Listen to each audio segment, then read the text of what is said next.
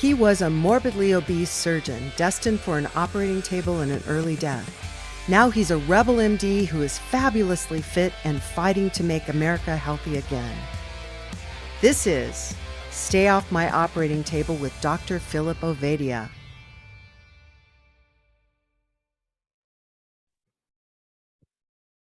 Well, welcome back, everybody. We are delighted to have you on the Stay Off My Operating Table podcast with us today. We've got somebody that once again, Phil's tracked down what looks like a fantastic story, Dr. Al Dannenberg. Phil, I'm just going to throw it to you, set it up, introduce our guest, and off we'll go. Sure thing. Really excited to talk with Dr. Dannenberg on multiple levels. I think I first became aware of his personal story, which is quite compelling, probably, a couple of years ago on one of the podcasts that I listened to. And then, he's another practitioner that I would say has created his own mold. I wouldn't even say broken the mold. I'd say created his own mold. Just perusing his website, he is, to my knowledge, the only nutritional periodontist probably in the world, which I think is great. But really excited to hear his both his professional and his personal story. So, Al, with that, why don't you give a brief introduction to our audience of who you are and how you got here? Well, first of all, 75 years old, so it can't be that brief. If you really want to know what's going on, it's going to be more than brief, I guess. I am a periodontist, practiced for 44 years. Periodontics is a specialty of dentistry that treats gum disease, jawbone infection, and a variety of aspects related to that. And I stopped practicing actually seeing clinical patients in 2018 because of a medical situation. And here I am thriving, and I can go over that medical problem if you want and go into a little bit more detail. But I have utilized nutritional concepts along with traditional periodontal treatment, but more cutting edge periodontal treatment, not just deep cleaning and surgery where you cut open the gums, but treatment that involves specific types of wavelength lasers to regenerate bone. So it's quite exciting for me to have done that. And incorporating those modalities, I've recommended, and not all my patients have loved what I had to say, I recommended a change of diet and a change of lifestyle to improve all the other factors that integrate into a healthy mouth. Well, Dr. Dannenberg, yeah, one of the things that gives someone credibility is experience. So I think it'd be worthwhile for you to go into the health issue that you faced in 2000. Sure, of course. So around 2018, up to 2018, I was practicing periodontics, learned a lot about nutrition, started to write books, did some seminars, lectures around the country, and actually I was speaking at the Paleo FX meeting in Austin, Texas in April 2018. And while I was traveling, I noticed some soreness around my shoulder, which was kind of strange, and it just didn't go away. Went to the meeting, did my little speech, and came home, and the shoulder pain became back pain, and then became chest pain and difficulty breathing. And I'm a hard head, so it took a little while for me to determine maybe I can't figure this out on my own. I need to see my medical doctor. So I went to my general medical doctor, who I had been seeing for years, and he did some blood work, and the blood work looked normal. But one of the blood tests that he did was a C-reactive protein. And most people know in the medical world that a C-reactive protein can be an indicator for systemic inflammation inside the body, in the circulatory system. Doesn't say where the inflammation is. It just says, hey, it's there. Let's pursue it. So then he did an MRI, did a little bit of more research, and he calls me on the phone and he tells me, this is now September 2018. He says, he kids around and he says, did somebody beat you up or did you fall down some steps? And I said, of course not. I think I just pulled a muscle on my shoulder. And he said in more serious tone, I think you have either lymphoma, leukemia, or multiple myeloma. Lord. Wow. At this point in my life, I thought I was the senior's poster boy for a healthy living lifestyle and eating habits. And here I am given a kind of dire prognosis. Kind So, of dire? yeah, it's kind of dire. So here he is telling me what's going on. I'm thinking, oh my God, my entire life is going to change. And I'm devastated. He recommends an oncologist who he knows well for me to see. I had no idea who this was yet. I'd had a bunch of other tests and went to the oncologist, and he eventually, after all the tests, sits myself, my wife, my 2 adult kids down, and he tells me I have IgA kappa light chain multiple myeloma.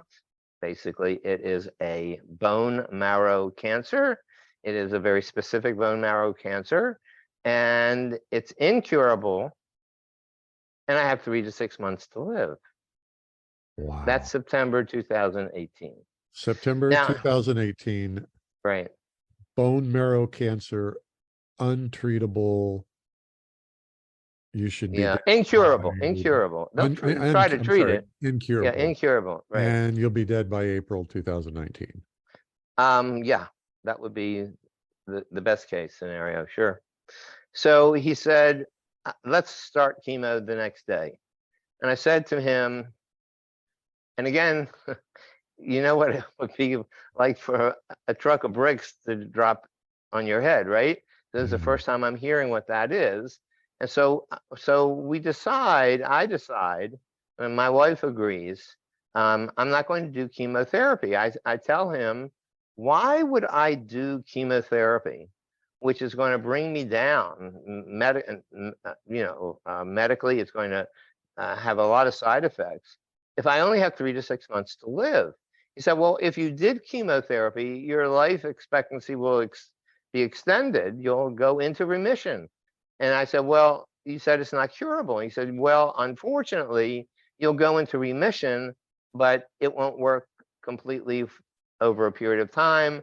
You'll get this cancer back. You'll have to have more chemotherapy with more caustic drugs. And eventually, you're going to die from multiple myeloma. I'm very geeky, and I want to know what does he mean by that. So I asked him, how does a person with multiple myeloma die?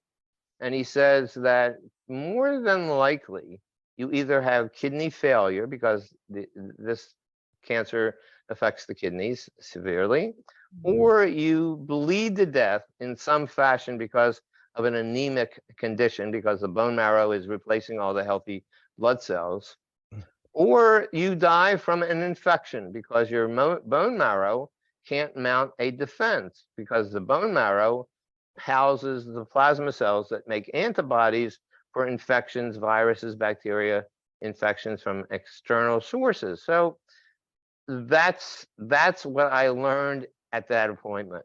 What I did decide was that I mentioned is I was not going to do chemo. I needed to find something else that could maintain the quality of my life. I had no interest in living a long time, deteriorating over a period of years. What I wanted to do, if anything, is to have the quality of life that I had when I'm here speaking to my oncologist, and I felt fine except for some chest pain, and eventually keep that quality of life until I couldn't do anything else. So I created a series of unconventional cancer protocols from a lot of research, I tweaked it many, many, many times. What I did in the beginning is totally different than what I'm doing now, but I did very well. So I did very well. My oncologist was shocked and pleasantly surprised. I saw him every month, every 4 weeks for evaluation. And now September 2018, another almost year goes by. Now it's August 2019, and I'm doing well. What I needed to do, and the pain, by the way, let me tell you why I had pain in my chest is because the multiple myeloma weakens the bone structure, and some of my ribs cracked, and one of the ribs was pressing deeper, and it was causing pain if I was to try to take a deep breath. So I know that this disease makes my bone structure very fragile. I didn't understand how fragile it could be, but I knew it would be very fragile. So here I am, August of 2019. Stop me as soon as you think that this is boring, but this Well, is you've already made it 6 months longer than you were supposed to. right. So now it's August 2019. I know that I've lived longer than my prognosis. I'm standing in my bathroom and I am brushing and flossing my teeth. So I think I know how to do that. So I'm cleaning my mouth and I take the dental floss and I want to throw the dental floss into the trash can, and the trash can is just immediately to my left. So I twist my body like anybody would to the left to throw the dental floss away. Once I do that, my right femur snaps in half. I crash to the floor, break a few ribs, and break my right humerus in half. Now, I don't know that Humerus I've broken is, that's the upper arm? where the biceps are. Okay. So, I don't know that I broke these yet, but when I look at my body laying on this floor, it's bent in ways that I can't bend these bones. So I know it's not a good thing. Oh. And it's painful. So I'm screaming for my wife, who's in the other room. She comes, and obviously there's a lot of motion here and emotion here, and she calls EMS. They take me to the hospital. Now, what I am thinking is, in my irrational state, maybe, I've lived, like you said, longer than my prognosis. My bones are very fragile. I have an incurable bone marrow cancer. And now I've broken 2 of the major bones on the right side of my body. And all the patients that I have seen in the past, if they fall and break their pelvis, they don't do very well. The morbidity and mortality is high. So I'm thinking it's over. And I tell the emergency room doctor, I'm ready to die and I want to die. So what they do is they fix my right femur because the femoral artery is right there and it would be punctured and I'd bleed to death. Hospitals don't want you to die in their care. So they fix my right femur surgically. They don't fix my right arm, and they put me into a hospice hospital to die. So I am in a hospice hospital in where I live. And of all things, I'm there for a week or 2. There is a hurricane coming to Charleston, South Carolina called Dorian. So this hurricane is moving at 1 or 2 miles an hour, about 187 mile an hour winds. And its eye is going to hit near where the hospital is. So the hospital is ordered to evacuate all their hospice patients. And my wife, being a nurse, helped them, and they didn't know where to put me. So my wife gets a hospital bed. I am now in my home with hospice. The hurricane comes and goes, and it is what it is. And then my wife, who is a phenomenal, strong individual, gives me some tough love. And she basically says, look, you have done so well until these fractures. Let's get you back on your unconventional cancer protocols, what you're doing. Let me get a physical therapist in, and let's just see what we can do and not continue with this nonsense of dying. So the physical therapist comes in. I've had a catheter in my body and you know where it is, for 30 days. Oh, Like, it's terrible, as a matter of fact. So oh, I get the catheter out. I get now out of bed. The physical therapist helps me literally sit up in bed, and then I start to walk on a walker. And I'm becoming more mobile. Even this leg that was broken, they put a bar in it, and I can actually stand on it. My right arm, they never fixed, so it has a little crook in it, but it's healed somewhat. So I am starting to become more mobile, and I revoke hospice. And I go to see my oncologist, the original oncologist, in October 2019, and he's shocked that I'm still alive. yeah, I bet. And I said, Oh, well, the only reason is my wife is giving me some tough love, and I am just doing the things that I think I need to do to support my body. And that basically, my basic unconventional cancer protocols, and nothing fancy here, by the way. It's just methods to support your immune system. My immune system is shot. I'll never get it as good as you guys are, but I can enhance that immune system to fight the fight that it was designed to fight. And that's what I've done. So from that point on, I've gone in and out of problems. I've had setbacks. But by May of 2020, I had a PET scan that showed no cancer cells. Unfortunately, it hasn't stayed that way. So I got COVID in 2021. That activated my plasma cells. And since my plasma cells are malignant for the most part, it created a lot of dysfunctional antibodies, stimulated more internal damage to bones. So I've had many, many, many bone fractures, especially my ribs and the the vertebrae. But I have been able to create the highest quality of life that I can. I am physically not able to do the things that I used to do. But on the other hand, I am mentally alert. I do consults all over the world. And my oncologist continues to say, "You're one of a kind." So, there's so much to dig into, and but what, I want to go back to when you were having that initial discussion with the oncologist. And Yes. what's interesting to me is, you asked a very insightful question, how do people with multiple myeloma die? Yes. And the answers he gave you are probably the same exact answers that most oncologists would give if you asked them, how do people receiving chemotherapy die?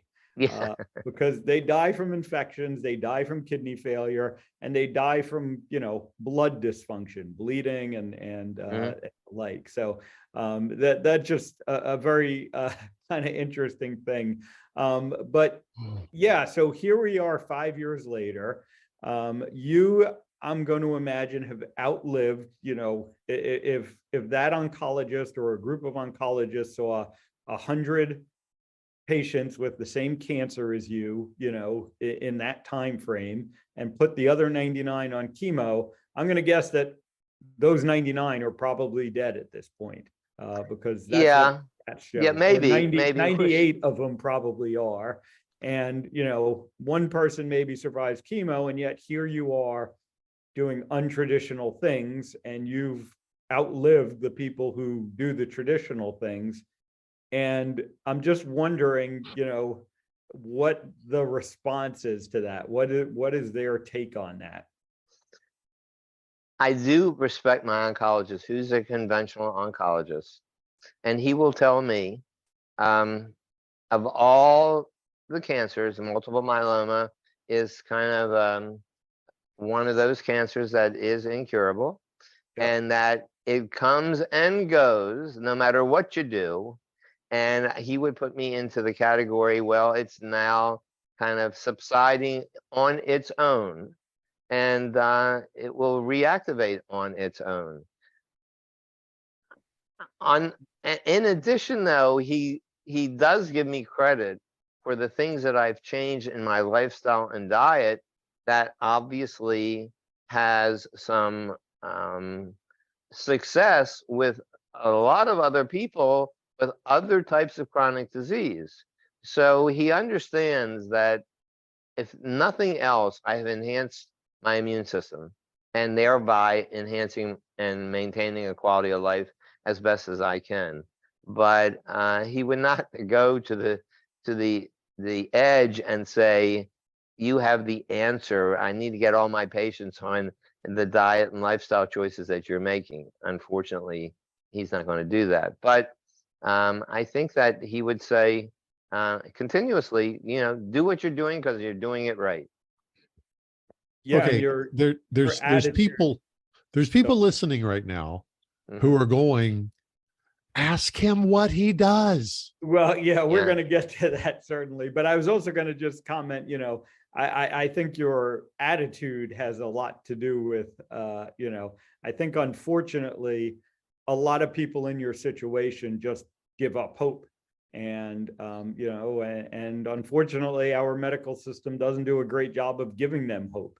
And so, I think that that plays a big part in this. And you, weren't willing to accept that, and you are willing to fight, and have been fighting. So I think that goes a long way. But like Jack I think said, you're right, everyone though. wants- That's a very important element, though, and I think that's an important element for all chronic disease.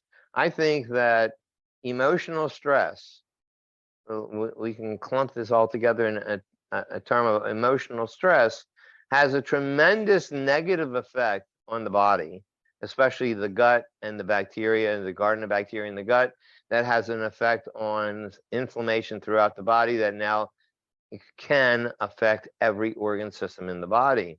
And there are a number of people that become victims and not survivors. And then there are a number of people, maybe much fewer, that take on a survivor instinct and don't consider them victims. I personally can get very depressed at times. I mean, I'm human, right? So it's not like I've done everything right and look at me, I'm on a pedestal. I have had a lot of setbacks. I have had some really depressed moments. I think another element for success is not just attitude, it's a partner of one sort or another to help you individually get out of a bad situation mentally. My wife does that. I help her when she's down, which is very, very infrequently, but she can certainly help me when I'm down. Now, when I'm up, it's like Dr. Jekyll and Mr. Hyde. I am great, but there are moments when things are rough. Yeah, understandably so. I guess let's dig in a little bit about what you've been doing, and I think let's start with the big one, which is the diet. And let's preface this. You didn't come across, you didn't just sort of pick some things out of a hat. I know, that Right. you researched this and, came up with this protocol. And as you said, you've kind of adjusted it over time. But talk about, let's talk about the diet part of it first, and then let's get into some of the other things that you Sure. found helped you. So before I had my diagnosis, I was involved with newer thoughts of nutrition, at least newer thoughts for me of nutrition. And I had become an individual who followed the paleo diet concept. So I was eating a paleo type diet, which would be basically removing certain foods like grains and seed oils and legumes and eating basically meat and some vegetables, fruit, nuts, and seeds occasionally. But those were the foods that I ate. And I did very well with that. And so once I was diagnosed, I pursued that, but I also went into what's called the autoimmune paleo diet, which cuts out a few other things, including dairy and nightshades, which are somewhat irritating to the body. And we can get into why they are irritating later on if you want. And that was what I started to do the day one when I was diagnosed. As I started to progress with that, I found a clinic in Budapest, Hungary. They used to call themselves the Paleomedicina Clinic. They now call them the International Center for Nutritional Medical Intervention. And the doctors in this clinic are treating just patients with serious chronic diseases and all forms of cancer. And today they've had maybe over 6,000 or so patients under their wings. And they basically put these individuals on a very strict animal-based diet. And it is amazingly curative. And they do write case reports of their successes in various journals. Obviously, they also translate it into English. Well, when I found out about that, it really hit home, because the paleo diet was kind of a stepping stone to move toward that. And then I got involved and learned more about the carnivore diet that is spoken and researched with many people today. And all of this started to make sense, and I began a very strict animal-based diet in January 2020. And it was, I think, transformative for me. It helped me. I think it affected the fact that my cancer cells were not visible in the PET scan in May of 2020. I think all of this was very, very positive. But once I was reading the case reports from this clinic in Budapest, Hungary, I knew that this made the most sense to me. So I continued that, and that's the kind of diet I eat now. I don't do 100% just animals. I eat basically, I would say 80 or so % animal meat, organs, and that includes cartilage, and of course, when you eat meat, you're eating the blood, you're eating all the animal product from nose to tail. And I'm also eating some fruit and some raw honey. I don't eat any vegetables to speak of, and I don't eat any nuts or seeds.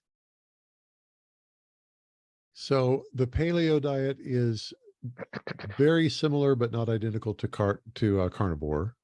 Well, no, carnivore is really strict in that it is just animal based. So it's just animal products. Paleo uses animal products, but also vegetables, but not legumes, but it also includes nuts and seeds. All right. So the paleo diet has some plant matter, and a carnivore diet, a strict carnivore diet, has no plant matter at all. Okay. And the what used to be Paleomedicina diet, from what I understand, is a pretty high fat. Yes, it's a ketogenic. It's a true kind of therapeutic ketogenic diet. Very fat ratios. Yes, it is a 2 grams of fat to 1 gram of protein, and just a little bit of carbs if there are some carbs involved. It is considered a high fat, moderate protein diet. Now, carnivore would be a high protein diet. A strict carnivore diet may be very high protein because you're eating quite a bit of meat and not as much fat. Yeah. Talk about some of the other things besides the diet that you so the diet is going to give you the nutrients, and the diet that I'm talking about is a diet of our ancestors, our species, for at least 600,000 years, when Homo sapiens, the oldest Homo sapiens specimen is about 600,000 years old, from a skull that was discovered in Morocco. So for the most part, this is not like a cult diet or a cult way of eating. It is a diet of the human species. We are omnivores, but we lean towards a carnivore-ish way of eating. We are omnivores, but we lean toward a carnivore-ish way of eating. Right. So we can eat plants, But our digestive system is designed to digest animal matter more than plants. We have a very small colon. That's where a lot of plants would be digested. Other animals that are omnivores and certainly herbivores have a large colon and other parts of their intestinal structure to digest all this plant material. We don't, as humans. In addition, as humans, we have a very acid stomach. So our stomach has extreme high acidity, so that if when we were evolving, we would be eating meat that was rotting on the ground. And that what's rotting the meat would be all kinds of microbes. If we couldn't kill the microbes as it went into our body, the microbes would kill us. And the first defense to kill microbes would be a very acid stomach that kills the microbes, but allows the nutrients that are resistant to the acid to get into the body. And that's the kind of stomach acid we have as humans. And we still do. Still do, exactly, like you So said. you can't be a vegan and say this is the way we've always been, because it's not. And Facts are facts. yep. And how do you answer, the question that I'm sure you hear a lot, in that, everyone knows, and, air quotes for those who aren't watching on YouTube, everyone knows that meat causes cancer. Yeah. So the only people that know meat causes cancer are the ones that read the research that is not well structured. So, when research is done on humans, it's very, very difficult to do those kind of tests on humans. But when they evaluate humans and see, well, did you get cancer? Did you not get cancer? It's basically because humans have answered questionnaires, and they say, well, yeah, I eat this kind of meat. Yeah, sure. But they didn't correlate the fact that what kind of meat was it? It was highly processed. It had all kinds of chemicals in it. Oh, by the way, I also had a drink of, Chardonnay and had 3 packs of cigarettes that week. I mean, all of these other factors integrate into what is going on with your immune system. When you're looking at studies that are well designed, red meat shows to be quite healthy, as a matter of fact. And it's the only way to get certain nutrients in your body in a bioavailable way. So I'd like to actually circle back to, pre-cancer. You are, like you said, a practicing periodontist, and you adopt a paleo diet, or, along those lines. What led you to that to start with? Paleo diet? Mm-hmm. That's a great question. So when I was in practice, I went to a seminar that was for dentists to learn nutrition. And I never knew anything about nutrition. And it was at the Kripalu Center for Yoga and Health, of all places. And it was a week's course. And I wanted to figure out modalities that I could integrate into my therapy that was going to assist the body to be healthier. I didn't know anything about paleo at that time. I just knew that this course was going to tell me about nutrition. Well, Kripalu is not known for an animal-based diet, by the way. It's more plant-based than anything. But this course was more paleo-oriented. And there were several speakers that explained what a paleo diet was, and what it could do for the body, and how it avoided certain elements in foods that were very damaging to the body. And it made total sense to me. And I had no idea that there was anything out there called a paleo diet. So I finished the course, got home. My wife, I said to my wife, let's make some changes. We literally cleaned out our kitchen and pantry of foods that were not paleo type foods, like a lot of grains and a lot of legumes and beans and things like that. And we had 7 bags of food that we're going to throw away. We actually took to the food bank, and for the most part, our cupboard was bare. So we went out to farmers markets, which I never experienced before, and we started buying healthier foods, and I started this paleo diet. Well, the beautiful thing was I was about 185 pounds at the time. I'm short, 5'7". I had some other medical issues. I had reflux. I just felt not as healthy as I should be, but I thought I was healthy, but I was chunky. All of a sudden, and when I say all of a sudden, within several years of eating this kind of diet, I'm providing my body with such nutrients and avoiding all the wasted calorie foods. I lost quite a bit of weight. I went down to 150 some pounds. I lost over 35 pounds of weight. And I didn't even try to do that. It's just the way I started eating. So by incorporating these ideas into my therapy with my patients, knowing that a healthier diet helps the gut, and we'll talk about that, but when you help the gut, you'll help the health of the mouth. And that is how everything circled around getting into a paleo diet and incorporating it into my office. Yeah, and it's interesting how we somehow sort of disconnect the mouth from the gut in a lot of ways. You know, most dentists certainly and physicians, you know, don't relate the two, but obviously the mouth is the gut. It's the beginning of the gut, and so it makes sense to link those two. Well, here's what I think, and here's part of my big controversial way of thinking.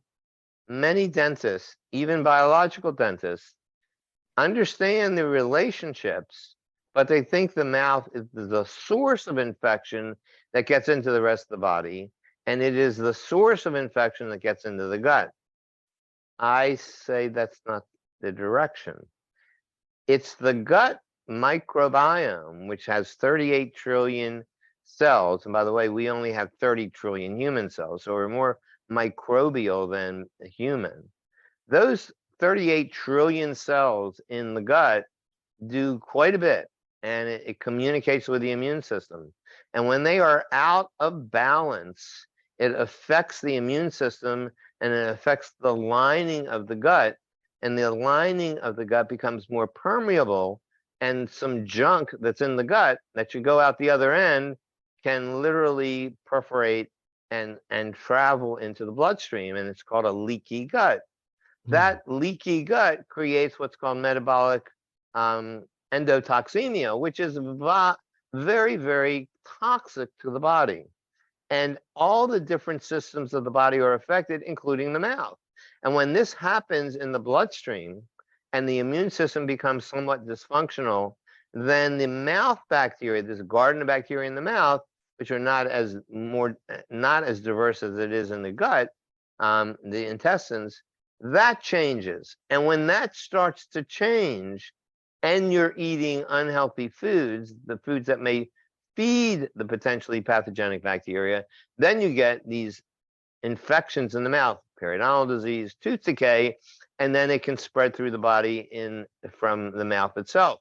So you have 2 niduses of infection, one in the gut, one in the mouth. Most likely the gut stimulated the mouth problem, but both of them have taken hold and created more systemic inflammation.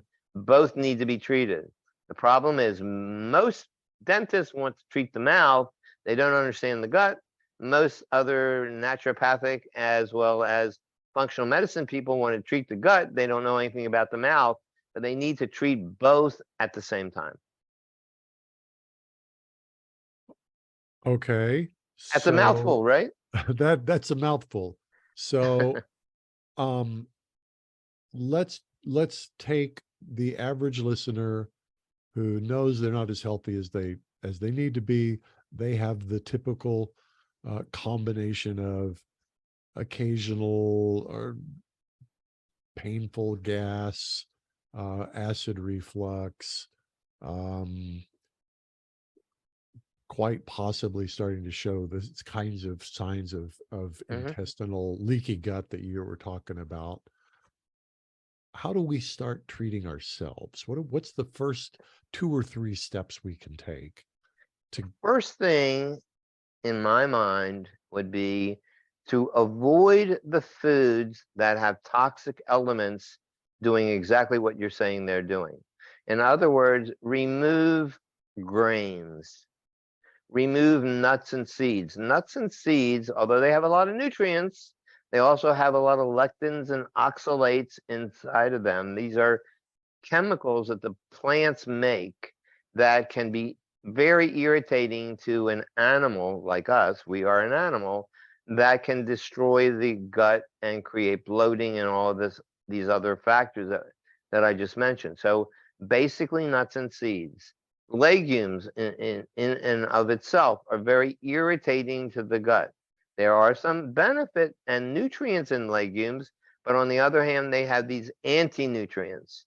So I would avoid the products, the foods that we think are healthy that irritate the gut. And that would be all the grains, all the legumes, all the nuts, all the seeds, and their seed and nut oils. So peanut oil and safflower oil and soybean oil, all of these oils have very high concentrations of linoleic acid. It is a type of fatty acid.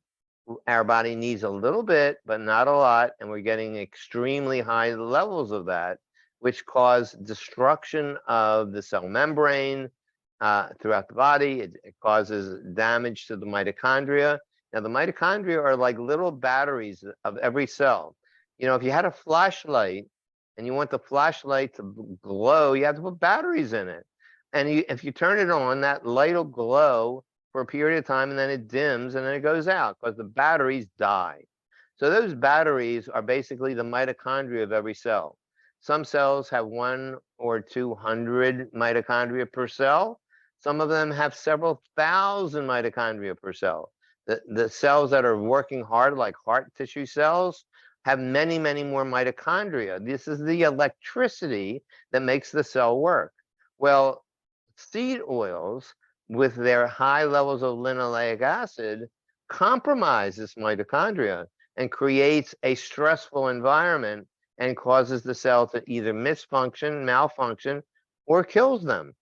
So we need to remove the foods that are irritating and just eat the foods that are not. All the animal products basically are more bioavailable elements. We can digest them better than these other plant elements that have anti-nutrients that we never developed enzymes to digest. Now, there are animals that have been created and evolved with a digestive system to digest them, like what's called ruminant animals. These animals, like cattle and sheep, for example, they have 4 stomachs. They can take grass and other grains and other foods products, and they can chew them, and then they can make nutrients and store them in their body that are healthier and not tainted for us to eat.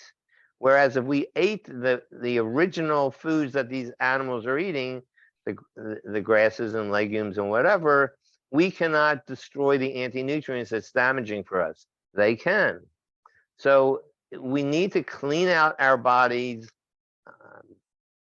consumption of irritating foods. That's the first step. Okay, you have used this phrase multiple times. I've seen it Yes. and heard it elsewhere, but I've never gotten a definition, frankly, because I never went, wait a minute, I don't think I know what that means. And now that thought comes to me. What is an anti-nutrient? Okay, so it's a great question. If you were going to be attacked by a lion, you could run away from the lion, right? Theoretically. Or you can run away from something. I will attempt it anyway. You can run away from something that may be affecting your body's physical health. A plant cannot pick up its roots and run away. So a Right. plant is a living structure. It has evolved just like humans have evolved. And plants want to propagate. We want to propagate. Plants want to propagate. They propagate by creating seeds that eventually get spread through the area, and they can create new baby plants. Well, if animals were to eat these plants too soon because the fruit is not ripe enough or it's not ready to spread and propagate, the plants will die. They can't run away from the predator. So they make elements, they make chemicals in their system that are called anti-nutrients because it stops the nutrients in the plant from benefiting us as animals. And these chemicals damage the animals that are eating them, and enough damage over time, the animals are going to learn not to eat this plant. And that is what these anti-nutrients are, a very, very variety of chemicals that are extremely damaging to different animals that eat them. Now, when the plant becomes ready to propagate and it creates its own fruit and the seeds are there, then in the fruit, it stimulates animals to eat the fruit, which is sweet or whatever, delectable, smells good, and animals chew it. They generally don't crush the seeds. They swallow the seeds whole, and the seeds, they defecate in other areas of the property, and the plants start to grow new baby And plants. that's how they propagate. Yeah. That's the way it's done. Unfortunately, humans appear to be the only animals that are dumb enough not to be able to figure out the anti-nutrient thing, and we just ignore basically the toxic effects of these. We just say, oh, we're bloated, oh, we're, we have digestive problems, and just go on with our lives and don't connect, maybe it's coming from the food that we're eating. Well, what's funny here is we're in the food industry and the pharmaceutical industries go to great lengths and spend lots of money to create products, enzymes, supplements that will break down these bad things that are in plants so that we can eat them. Why would we even want to start eating something our body never wanted to eat in the first place? Exactly. And that's an interesting story to be told, because for the most part, we are animal eaters. We can eat animals without a problem, unless there's certain medical issues that you might have. But for the most part, we can eat animal products without a problem and absorb all these nutrients. And we don't need these plants that are others damaging more so than others, but we can eat these foods that our body has a DNA to want to eat, and can digest these foods without having supplements and other synthetic chemicals made to help us digest foods that we should never be eating. It's like, I want to drink some arsenic. Give me something so that the arsenic doesn't kill me, but I really want this glass of arsenic. I mean, I don't understand that, but that's the way it is.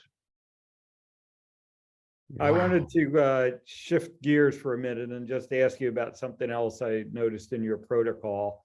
This is something that I don't think we've really talked about on the show much before, but PEMF therapy. So Yes. Yeah. Ooh. pulsed electromagnetic field therapy. Tell us a little bit about that and what benefits you have found it to have. So I can't tell you a specific benefit that I can feel by using the PEMF alone, because it's integrated with everything else I do. But I'll tell you what I know, and it's pretty interesting. Pulse electromagnetic field therapy affects the frequencies in our body. Now, we are electrical beings. The only reason you and I are here is because of the electricity that is generated in our cellular structure. Actually, cells talk among one another through chemicals, but also through frequency. And so the pulse electromagnetic fields are very low frequency type of waves that can actually penetrate the body and re-energize the cells that have been weakened from other factors.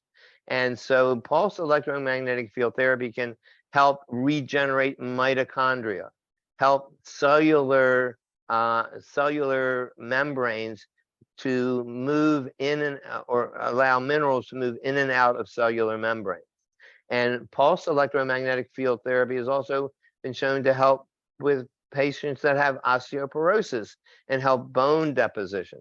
So in certain types of fractures, it helps healing of a fractured bone. So in and of itself, pulse electromagnetic field therapy kind of improves the electrical balance in the body. And I use that as a mat that I sleep on. Now, recently I haven't been using the mat only because of some of the fractures I've had. I've had issues sleeping, so that's a different story. But in general, the mat would be underneath my sheets, and it goes on for 20 minutes when I would go to bed, and it goes on again for 20 minutes when I wake up. There are different patterns that you can adjust for, and it helps to stabilize the electrical balance of the individual cells. This is the mat itself does the PEMF.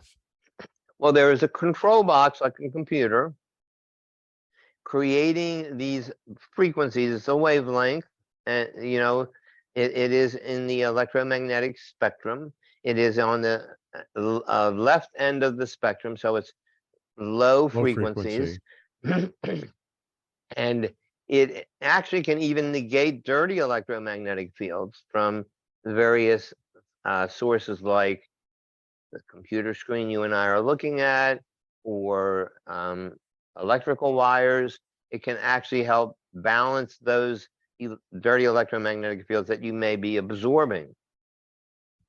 So this console, this computer, generates these frequencies, and the mat has coils. The one that I use uses copper coils that generate these frequencies throughout the body. You don't hear it or smell it. There's no feel to it other than the fact that it is on, and this field of electrical current is helping your body stabilize. I have had quite a bit of exposure to different technologies that all make use of PEMF in one form or another. But I've never run into anybody who was able to explain, like you've just explained, what's happening, kind of the mechanism of how we think it works. So wow. There are some interesting videos on YouTube that show how PEMF changes the potential between the inside and the outside of a cell. It's like it's almost like you have a rechargeable battery. Now it's weakening, and you put it in the charger, and all of a sudden the battery is working again. So the PEMF basically recharges the energy structure of the cell, and the energy structure of the cell is the mitochondria. So it helps that mitochondria, those wonderful little batteries in the cell, to cause the cell to do what it's supposed to do. So a brain cell is going to be functioning as a brain cell. Stomach cell is going to function as a stomach cell. Obviously, every cell has its purpose, but any cell, for it to do what it needs to do, has to have an energy or a battery source. The batteries are the mitochondria. If it has weakened, the PEMF can recharge that membrane so that the battery is now more potent to do what it's supposed to do. That is a fascinating description. It's literally, it's just recharging the cellular battery. Yeah. or the potential to Wow. have the battery charge itself, because the mitochondria actually function with other chemicals that go in, molecules that go in and out of the different sections of the mitochondria to create what's called ATP, which is our Right. energy source. So it's not creating the energy, but it's helping the cell to recharge itself to create the energy it needs to create correctly. Yeah, Wow. very, very interesting technology that we, I would say, incompletely understand at this point. No, I agree. I mean, this is, and there's not any control by the FDA. So what happens is many companies produce all these PEMF gadgets that are relatively worthless, unfortunately. So you have to be doing a little research. Wow. Yeah. Well, fascinating, fascinating discussion. Led us to a bunch of different places. And it really, your personal story is amazing, and the effect that it's had on your professional journey as well. So we usually try and keep these things around an hour. But before we go, certainly, how do you work with people today? How can people connect with you? Well, interestingly, I sell nothing. I don't have a website and tell you to buy my supplements and all that other stuff. I think there's a little conflict of interest there, but that's another story. The only thing I sell is my time. So I do individual consults, not group consults. I just do individual consults. So I do consults for just an hour and a half for a specific subject, or a coaching program that lasts 12 weeks and incorporates 4 1.5-hour Zoom consults and a variety of other means of communication between them. And all of this is based on the individual. So I'm not going to cure any disease. I'm not creating a diagnosis for any disease, but I am in helping an individual to enhance their immune system to be as robust as possible. So I do that. I get information like a medical dental history form that a person fills out online for me and sends to me.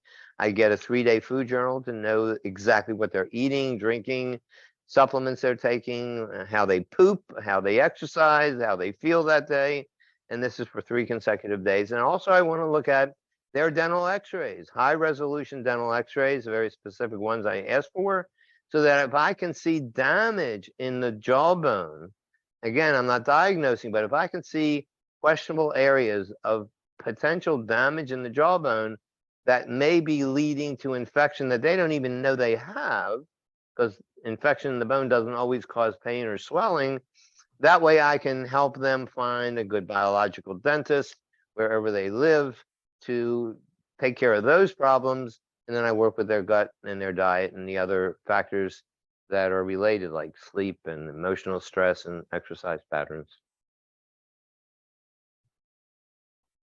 Thank you, Phil. Thank you for setting this up. This has been, I am normally am just bursting with questions. This has been such an information rich hour. I have had to shut my mouth and really open my ears and really pay attention. I've heard so much of such value. So Thank contact you. information, that's your website, is that right? Yes, it's drdannenberg.com. So it'd be DRDANENBERG.com. And the website is available. That lots of articles you can download. It's pretty user friendly, I believe. Anything that you want, you can download. There's nothing that you can not download. Everything is available. Well, we And will I make even sure. have some original recipes. I love it. We'll make sure that information shows up on the show notes, so folks will be able to just click on it and show up on Dr. Dannenberg's website. Well, great hour. Well, thank you. I appreciate it. Love to just, I'd love to pepper you with questions, but one thing. Well, sometime we can talk about dentistry. How about that? Exactly. We never even well, got to that. Because I have dentistry- a family member that I am going to direct to this. and I'm not gonna say any more, but hearing this, it's like, oh my gosh, this may be what was needed. Could All be. right, well, let's call it. Thank you. For Dr. Philip Ovadia and Dr. Al Dannenberg, I'm Jack Heel. This is the Stay Off My Operating Table podcast. We're glad you joined us. Go ahead and subscribe to Phil's podcast. We drop a new episode every Tuesday, and we'll talk to you next time. America is fat and sick and tired. 88% of Americans are metabolically unhealthy and at risk of a sudden heart attack. Are you one of them? Go to ifixhearts.co and take Dr. Ovadia's metabolic health quiz. Learn specific steps you can take to reclaim your health, reduce your risk of heart attack, and stay off Dr. Ovadia's operating table.